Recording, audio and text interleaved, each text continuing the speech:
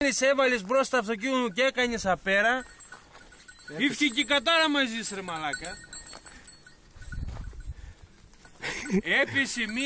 Έπεισε μία λαγαρίκα 7,5 κιλά. 7,5 κιλά. Οι κακαράντζες που σου έδωσε η γαμπρός, σε έβαλε τζεκ. Βγάλει τις να τις δείξεις. Το κεφάλι, από το κεφάλι. Είναι από αυτό το λαγόνα τώρα του πέφτει. Ωραία Παναγία. Άχρε, Λουλού.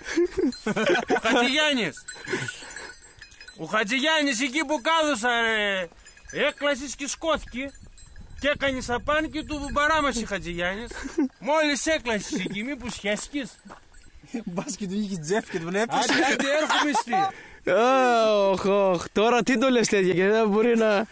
Δεν θα μπορεί να κοιμηθεί. Πάμε. Τώρα μπορούμε να πάμε εκεί. Γιατί άμα δεν το πέσαμε να, εκεί πάνω τον παράμασα. Η εμπειρία ήρθε εδώ πέρα για να εκτελέσει να πούμε, γιατί είναι οικολόγοι. Τέτοια θέλω να ακούω εγώ.